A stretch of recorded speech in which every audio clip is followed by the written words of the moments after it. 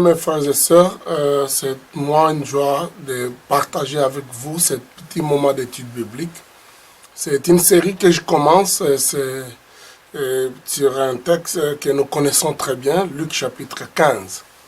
C'est un des chapitres de la Bible où Jésus ou annonce trois paraboles.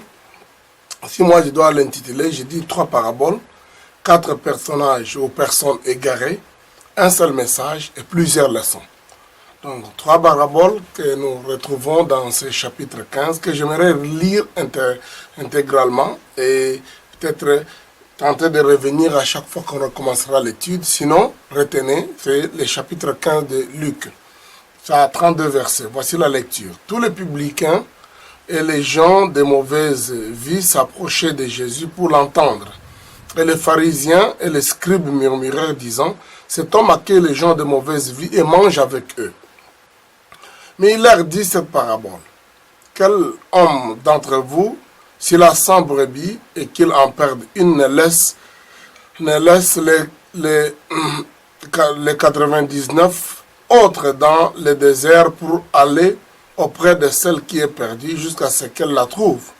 Et lorsqu'il l'a retrouvée, il la met avec joie sur ses épaules et de retour à la maison, il appelle ses amis et ses voisins et leur dit, « Réjouissez-vous avec moi, car j'ai trouvé ma brebis que j'avais perdue. » De même, je vous le dis, il y aura plus de joie dans les ciels pour un seul pécheur qui se répand que pour 99 justes qui n'ont pas besoin de repentance.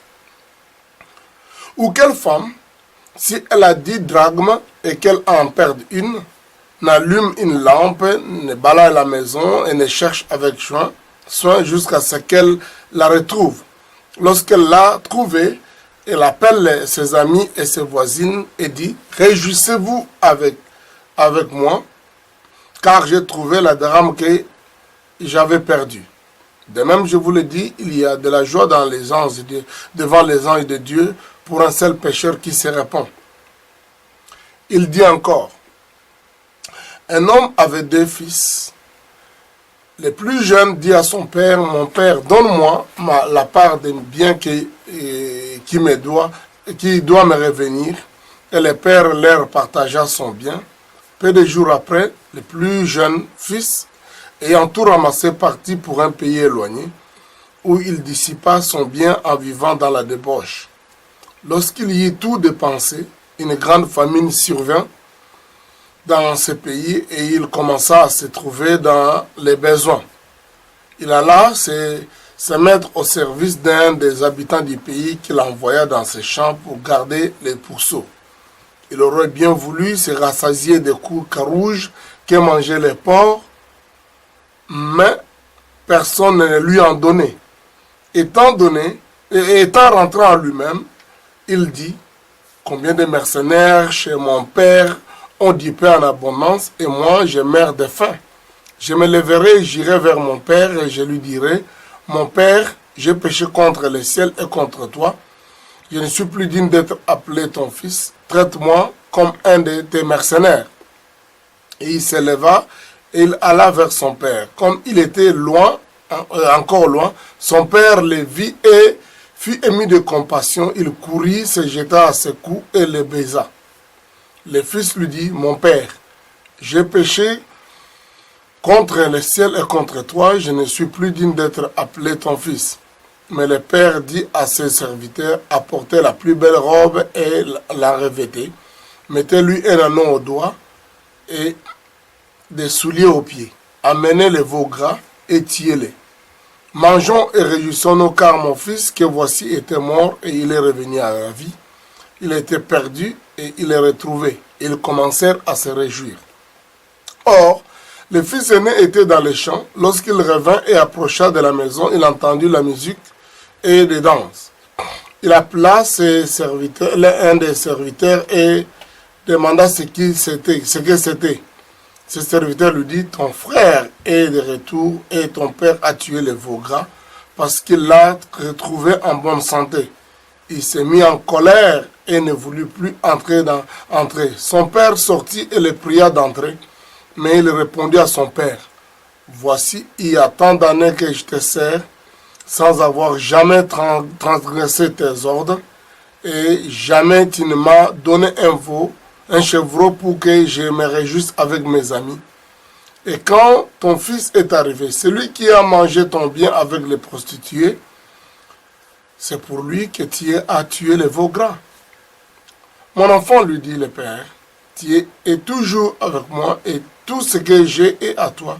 Mais il a fallu bien s'égayer et se réjouir parce que ton frère que voici est mort. Il est revenu à la vie parce qu'il était perdu et il est retrouvé. Donc je disais 3 paraboles dans un seul chapitre et 3 paraboles qui présentent 3 personnes ou 3 choses importantes qui sont perdues. Et il y en a même peut-être une 4e personne qui est perdue, mais qui donne une seule leçon.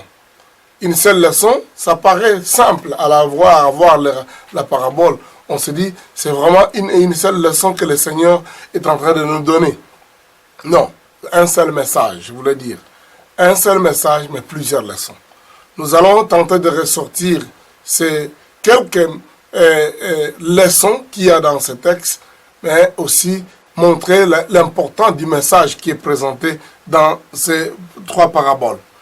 Le contexte dans lequel la parabole est présentée par Jésus, c'est qu'il commence à vivre avec beaucoup de gens qui étaient connus des publicains, c'est-à-dire les gens qui travaillaient dans les services de l'État ou qui avaient des fonctions publiques, mais aussi, publicains, c'était aussi les gens du commun. Donc, les gens qui étaient connus peut-être par tout le monde, parce qu'ils étaient très populaires, ils étaient des vedettes, je dirais ça, mais aussi peut-être par leur mauvaise vie, ils étaient très connus parce qu'ils étaient des prostituées, c'est des gens qui étaient donnés à tout le monde, ils étaient des voleurs, ils avaient commis des délits qui les ont rendus populaires, ils étaient maintenant publicains, donc des gens du public.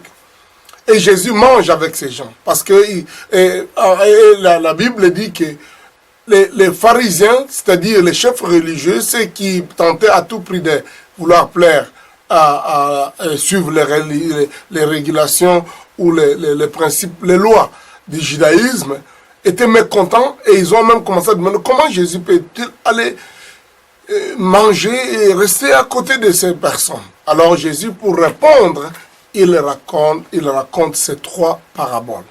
Je voudrais que déjà dans le contexte nous sachions que parabole ne signifie pas qu'il disait des choses plus difficiles à faire, mais il voulait expliquer une leçon très importante ou un message très important, mais au travers des images, des métaphores. Et généralement, vous allez voir les paraboles que Jésus présente, comme dans les 3 ici, ce sont des choses de la vie courante. On parle de quelqu'un qui est propriétaire de brebis. C'était l'un des métiers les plus populaires de l'époque, en fait, dans la contrée. Donc, avoir 100 brebis et il perd une des brebis, c'était quelque chose de courant. Ça pouvait arriver. Et aller chercher la brebis, certainement, d'après d'avoir le raisonnement de Christ, il dit qui ne pouvait pas faire ça. Donc, en quelque sorte, c'est quelque chose qu'on faisait régulièrement, couramment. C'était tout à fait naturel que quelqu'un qui a perdu une brebis devait aller chercher la brebis. Et venir rentrer, se réjouir, et voilà, Jésus donne la leçon. Il en est de même. Donc, Dieu a besoin d'une personne qui est mauvaise et juste, celui-là qui cherche la repentance, que d'avoir 79 personnes qui n'ont pas besoin de repentance. Là encore, c'est là où on commence un peu à chercher à voir où est-ce que Jésus veut y arriver. Donc, parce qu'il parle des gens qui n'ont pas besoin de repentance. Est-ce que c'était possible qu'il y ait des gens qui n'aient pas besoin de repentance? En fait, il adresse ce message particulièrement à ces gens-là qui les critiquent. La deuxième parabole est aussi une histoire très, très, très ordinaire qui peut arriver. Une dame qui a quelques pièces de monnaie. Parce qu'il parle de la drachme, c'était une pièce romaine de l'époque. Donc, disons aujourd'hui, quelqu'un qui a quelques pièces de monnaie ou qui a quelques billets de banque. Et par mégarde dans sa maison, elle perd cela. Et cela perdu. Elle cherche à tout prix. Et la Bible dit que Jésus raconte et dit la femme là va déplacer toutes les choses dans la maison et balayer jusqu'à ce qu'elle trouve. En fait, c'était quelque chose de courant. ça nous arrive peut-être ne pas perdre l'argent, mais un bijou, un bouton, quelque chose, un bic. Aujourd'hui, c'est souvent les télécommandes de la télévision ou bien quelque chose qu'on devait toujours utiliser. Parfois, ça tombe dans le fauteuil et on ne retrouve pas. On commence à renverser toutes choses. On veut bousculer tout le monde pour qu'on trouve la chose. Et là, dans les cas d'espèce, la pièce étant petite, il fallait même balayer pour qu'on cherche un peu. Vous savez, dans l'époque, on n'avait pas encore peut-être les maisons aussi pavées comme on a aujourd'hui, ou bien des bons tapis. Donc, de telle sorte que dans la poussière, seulement qu'on pouvait ramasser ces choses. Et là, quand elle le retrouve, elle appelle les voisins et les voisines pour qu'on se réjouisse avec. Donc, une scène tout à fait simple dans la vie de tous les jours. Et la troisième parabole, c'est la vie d'une famille où il y a deux enfants, un garçon aîné et un autre garçon, le plus jeune. Et ses pères étaient infirmiers. Donc, c'est l'un des métiers aussi était connu de l'époque. Donc, il est propriétaire de bœufs, de vaches, de chevreaux. Alors, il a des biens. Et dans la façon de vivre, on savait qu'à un certain moment, les pères libéreraient ses enfants pour que chacun commence son entreprise à lui. Ou alors, s'il mourait, les enfants qui étaient avec lui, qui l'ont aidé à vivre, à avoir, accumuler, ou en fait, les enfants, parce que ce sont ses enfants, il va être contraint de leur partager l'héritage. Il va faire un testament, il va montrer son désir, comment ces choses vont, à qui appartiendrait quelle partie de sa richesse. Alors le fils connaissait ça, parce qu'il avait commencé à enseigner ça à ses enfants, parce que c'était coutume, c'était la tradition de tout le monde, la tradition de tout le monde. Donc, il a dit, mais moi je ne peux pas qu'on y attendre. C'était un enfant pressé, hein. Bon, c'est pas maintenant seulement que les gens commencent à se sentir très pressés. Ça a toujours été depuis très longtemps, certainement. Donc, il dit, je ne vais pas attendre jusqu'à ce que tu meurs, jusqu'à ce que tu deviennes très vieux, jusqu'à ce que... Non, je voudrais avoir ma part maintenant. On dirait, oh, c'est un enfant quand même qui se comporte en responsable. Il ne veut pas rester totalement dépendant des pères et continuer à rester là-bas. Il veut aller se débrouiller, commencer son entreprise privée, personnelle. Et le père n'a pas trouvé cela peut-être mauvais. Il lui a donné sa part. Ça, c'est le petit, le jeune frère. Le fils aîné, lui, a préféré rester. Le récit de Christ dit, voilà, il part et il dissipe tout son bien, tout son argent, en vivant dans une vie de débauche, au point qu'il perd tout et la famine vient dans le pays où il est parti, parce qu'il était parti un pays éloigné, et il va chercher un peu du travail ailleurs. C'était un garçon qui tentait de se débrouiller quand même. Mais là, encore, il s'est fait engager chez un autre fermier. Celui-là, il élève les pourceaux, donc les porcs. Et on lui donne que la nourriture pour nourrir les porcs. Mais il me semble que les nouveaux, en fait, le type chez qui il s'est fait engager est tellement dur. Je ne sais pas s'il ne sait pas les payer ou parce qu'il a développé l'habitude de dépenser dans une vie de débauche. Il se retrouve qu'il n'a même pas de quoi manger. Et on nous dit que, et Jésus raconte et dit qu'il a voulu même se nourrir de la nourriture de porc, donc les carouges qu'on donnait aux porcs, mais cela lui était strictement interdit. Il avait probablement des caméras pour voir tous les détails de comment il dépensait, comment il nourrissait, quelle quantité était calculée par rapport au nombre de porcs et à l'heure exacte qu'il fallait donner. Donc il s'est retrouvé incapable de se rassasier même de ça. Au point où il a dit, mais chez nous, il y a des ouvriers. En fait, on les appelait mercenaires parce qu'ils étaient des ouvriers qui étaient au fait des journaliers. Ce n'étaient pas des gens qui avaient des engagements, un travail avec contrat, mais ils venaient travailler et puis la fin du jour, on leur donne de quoi manger, et un petit rien, et ils repartaient demain, se feraient, rentreraient encore. Ces gens, on les appelait les mercenaires parce qu'ils étaient pas vraiment, ils n'avaient pas un contrat de travail. Et le gars se dit, mais chez moi à la maison, les mercenaires même trouvent du bon travail. Ils ont, en fait, de la bonne nourriture, ils ont du pain en abondance. Mais moi, je meurs de faim. Non, je vais retourner. Et il prend la résolution. En rentrant, il se retrouve au loin. Le père le voit. Le père qui était à la porte court, l'embrasse et il prend la décision qu'on puisse enlever les habits qui étaient sales, ce qui était tout à fait évident, et lui mettre des beaux habits, et lui mettre un anneau. En fait, c'était encore une façon pour confirmer qu'il avait droit encore à une part dans l'héritage, parce que l'anneau, c'était comme, on dirait aujourd'hui, lui donner encore un terme, un texte ou un document qui lui permettrait d'accéder au bien des pères.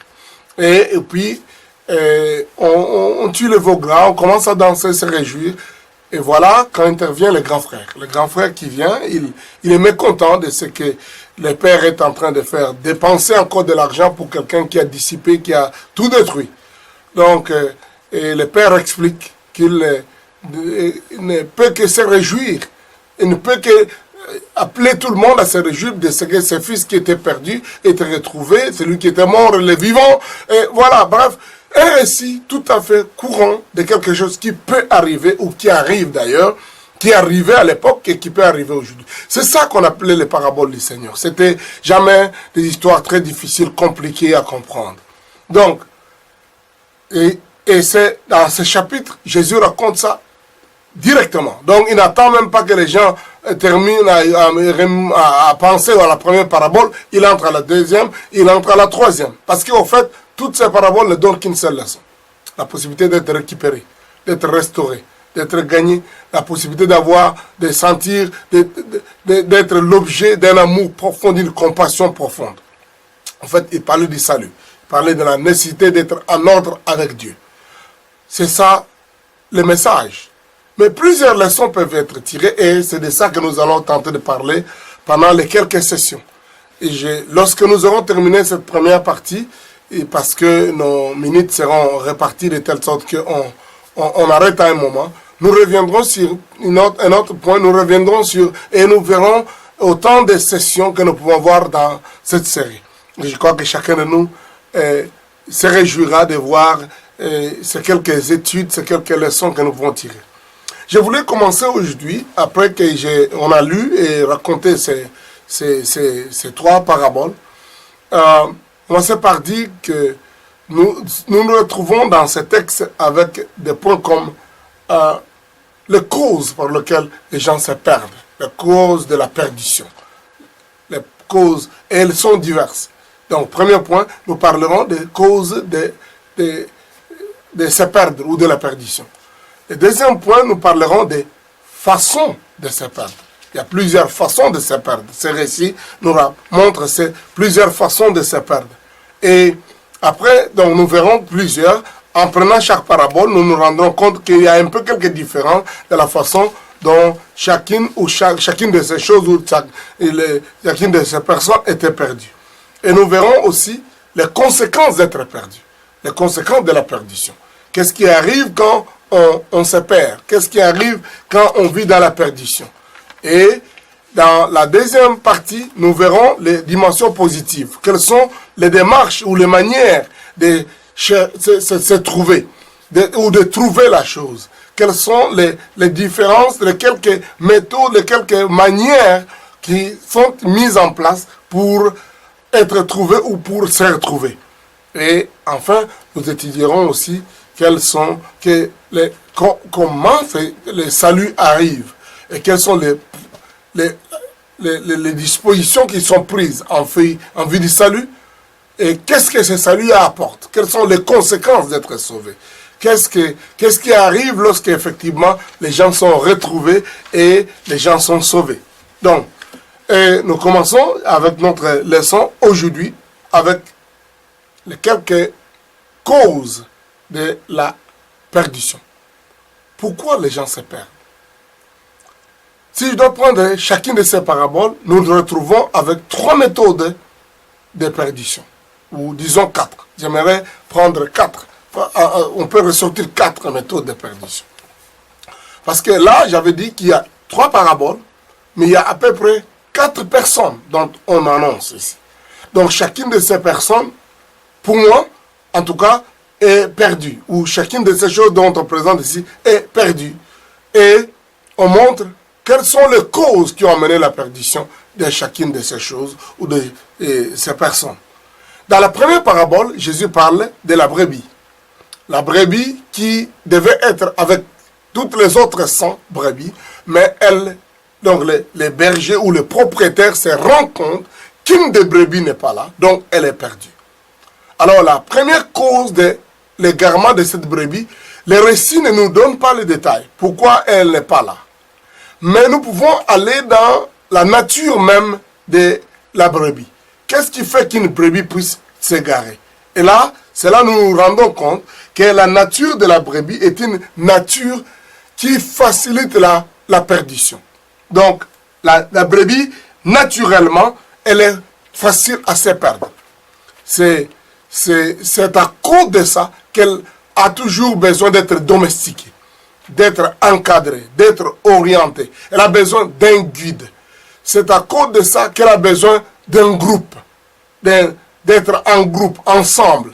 Donc il y ait plusieurs brebis ensemble, comme ça ils vont se suivre.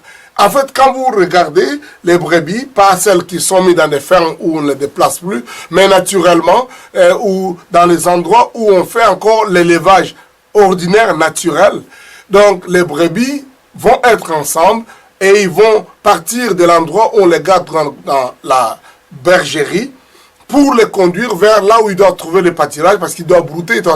Vous verrez qu'ils vont être en train de suivre. La parabole que Jésus donne au chapitre 10 de Jean nous explique un peu la vie des éleveurs ou de l'élevage des brebis à l'époque de Jésus, qui n'a peut-être pas beaucoup changé jusqu'à ce jour dans certaines sociétés. C'est que les bergers appellent chacune des brebis qui se trouve dans la bergerie, les sort et lui se met devant et les brebis suivent.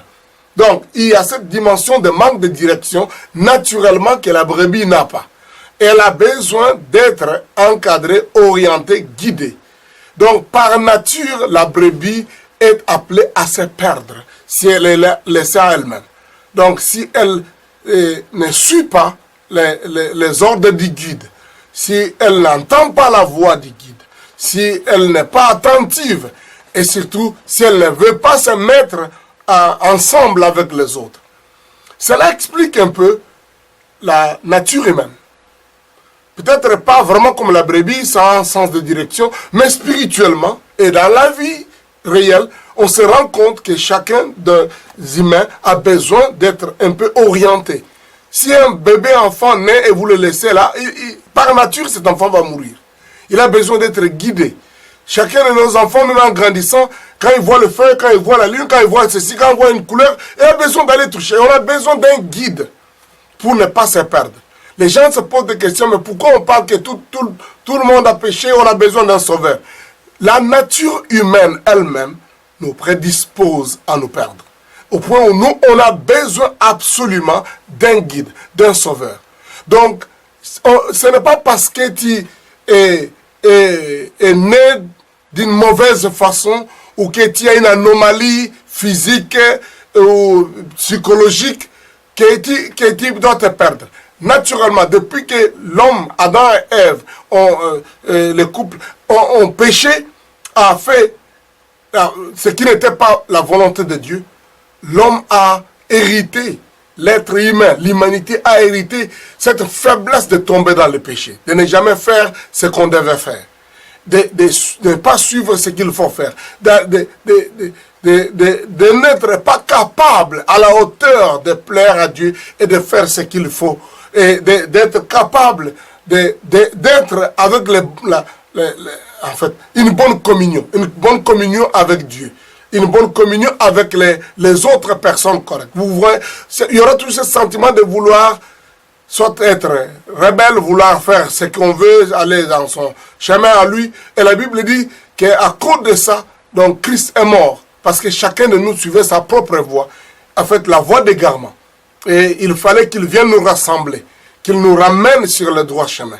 Donc, tu n'as peut-être pas grand-chose à faire pour te perdre. Au fait, tu es déjà perdu. En tant qu'être humain, tu as simplement besoin de chercher le Sauveur ou d'être trouvé par le Seigneur. En fait, c'est ça. Naturellement, donc, on est perdu. Ça, c'est la première cause de la perdition. Et dans la deuxième parabole, Jésus parle de la drachme, de la pièce de monnaie, qui est perdu dans la maison, d'une maison d'une femme, d'une dame, qui va chercher à la trouver. Et là, nous retrouvons que ce n'est pas la faute de la monnaie de se perdre.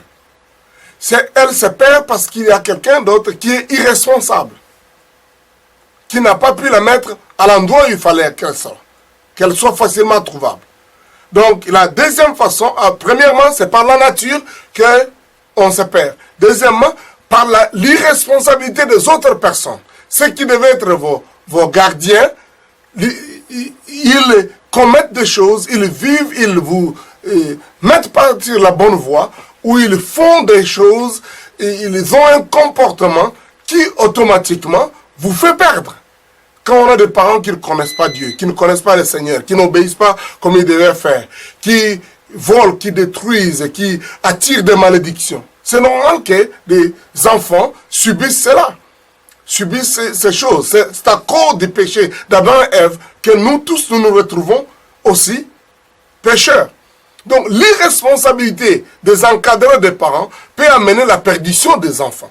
Comme toute l'humanité est perdue à cause de l'irresponsabilité du premier couple, beaucoup d'enfants aujourd'hui vivent dans des perditions, dans l'égarement, parce que les parents ne connaissent pas le Seigneur, ne craignent pas le Seigneur, ne marchent pas dans la voie de Dieu. Ils ont commis des choses, ils ont eu des comportements, ils ont fait des choses qui a comme des retombées de la perdition des enfants, de leurs enfants, de leur progéniture.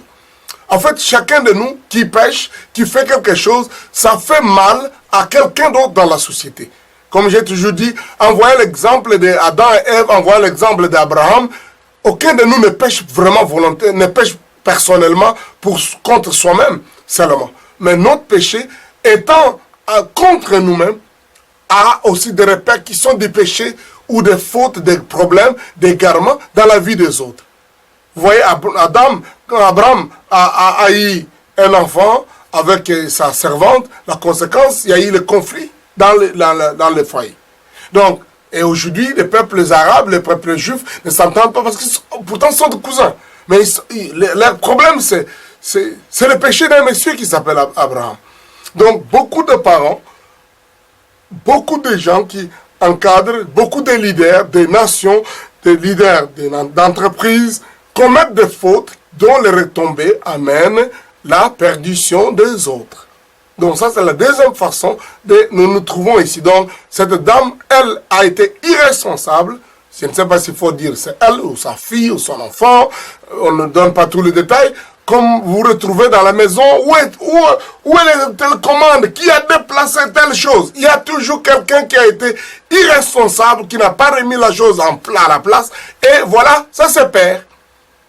Je pense que vous connaissez beaucoup de gens qui blâment les autres. Peut-être vous-même, vous blâmez d'autres personnes.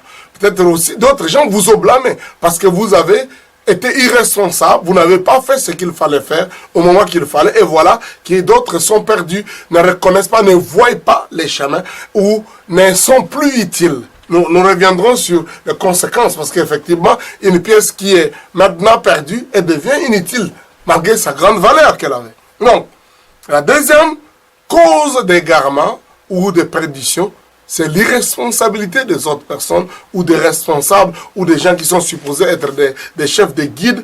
Quand ils sont irresponsables, ils peuvent causer la perdition ou l'égarement des autres. Et la troisième chose que nous retrouvons comme cause de la perdition, elle se trouve dans la troisième parabole, avec les jeunes fils qui lui prend la résolution de récupérer ses biens rapidement avant d'attendre la mort ou la vieillesse de son père. Il dit, donne-moi ce qui m'appartient. Donc, il fait un choix personnel. Beaucoup de gens se perdent par choix personnel. Donne-moi ce qui m'appartient, je vais faire ce que je veux faire. Et il est vrai qu'on aurait cru que la meilleure façon de vivre, c'est de se prendre en charge, d'être un responsable. Mais vous connaissez combien de fois vous avez pris des décisions comme ça, en se présentant comme quelqu'un qui se prend en charge, et les mauvais choix amènent toujours la perdition. Vous êtes peut-être retrouvé en voyageant, en allant quelque part, vous vous retrouvez sur une bifurcation ou plusieurs chemins devant vous. Et si vous prenez la mauvaise direction, vous êtes perdu. Vous êtes perdu. On croyait avant que les GPS donnent toujours toutes les réponses exactement bonnes. Il y a quelques jours, avec mon épouse, nous avons fait un voyage pour aller au nord. Il nous fallait à peu près 8 heures de voyage. Et on suivait notre GPS. On roulait très bien. Et à un moment donné, le GPS nous dit, tournez à gauche, prenez, sortez, et l'excite. Et nous nous sommes dit, bon, nous on ne connaît pas, on n'a jamais été là-bas. On y va, on suit ce que le GPS.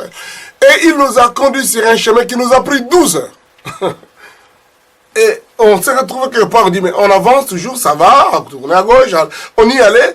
Mais à un moment donné, on devait quand même remettre le carburant dans notre voiture. Et on voyait le temps avancer toujours. Et on demande aux gens là, on dit, mais oui, mais non, vous êtes très loin à partir d'ici, mais vous allez quand même arriver à avancer avec ça. 12 heures. Parce qu'effectivement, on a été induit en erreur. Mais on ne peut pas blâmer toujours l'Égypte. Nous avons accepté ces choix-là. Il y a combien de gens qui, effectivement, par mauvais choix, ont pris la décision de vivre une mauvaise vie. En fait, vous n'avez pas besoin forcément toujours de blâmer les autres. Comme des choix que vous avez faits personnellement. Comme cet enfant ici, vous ont égaré plusieurs fois. Vous amenez à la perdition. Même spirituellement, beaucoup de mauvais choix. Vous avez pris la décision, je vais faire ce que je vais faire, je voudrais accomplir là où je dois être là où je dois être, je dois avoir les amis que je veux, je dois manger comme je dois manger, Et la conséquence, la perdition. Beaucoup de gens n'ont pas besoin des parents pour qu'ils soient prostitués, pour qu'ils soient immoraux. Ils ont ce choix-là qu'ils prennent de s'engager dans une vie de la drogue, de s'engager dans une vie de perdition, de fautes, de vols, de crimes. C'est un choix, par choix personnel, beaucoup. Et on a besoin d'avoir la sincérité d'accepter que, effectivement, j'ai été responsable de ce qui est arrivé. Donc cet enfant, par choix personnel, il s'est engagé dans la voie de la perdition. Et il y en a des milliards au monde qui se perdent par ces choix personnels. Peut-être on peut parler des choix de toute une nation, de toute une contrée, de toute une tribu. C'est bon de dire ça, de se cacher derrière. Oh, on a fait ceci, c'est arrivé parce que tous nous avions décidé comme ça. Parce que tout le monde faisait ça, j'ai fait ça. Quand tu as fait les choses comme tout le monde les faisait, en fait tout le monde c'était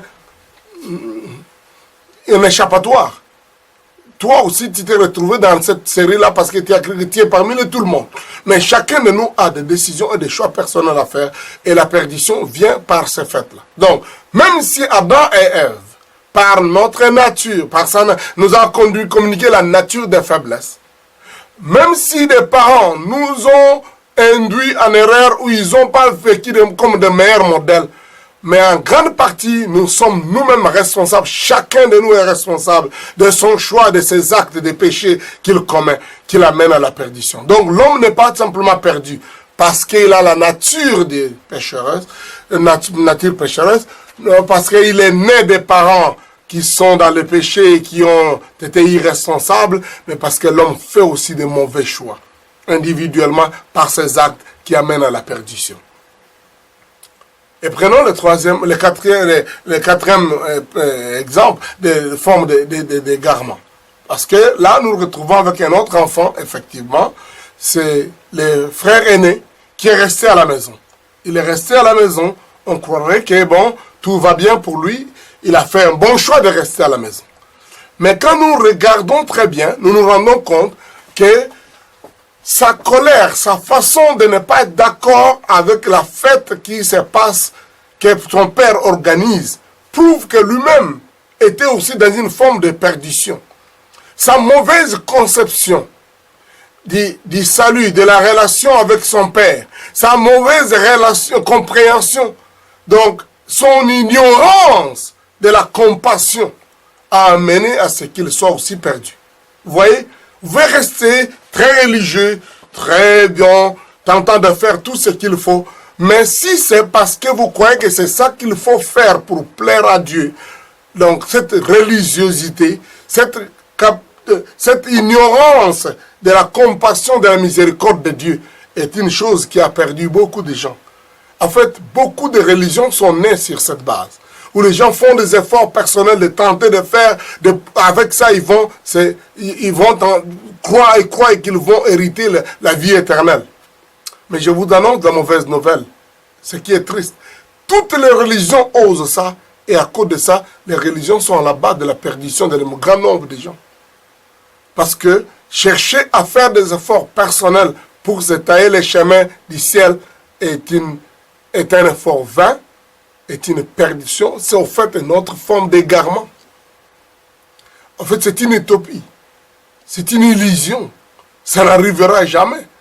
Donc, les efforts personnels de vouloir plaire, de vouloir chercher à gagner soi-même le ciel, est une forme, est une cause d'un grand égarement de beaucoup de gens. Les gens sont égarés parce qu'ils pensent que je vais faire, j'ai quand même la morale, et j'ai tente de ne pas faire du mal à qui. Je vais être quand même sincère, oui. Toutes les personnes qui prient sont sincères, même ceux qui adorent les serpents, qui adorent les animaux, qui adorent les médailles, qui adorent l'argent, qui adorent le luxe, le sexe, la renommée, qui adorent les étoiles, la lune, la science, la philosophie. Ils sont sincères. Mais ils sont perdus. Ils sont perdus. Donc, parce qu'ils ignorent ou ils mettent de côté ce qu'il faut pour être en ordre avec le Seigneur.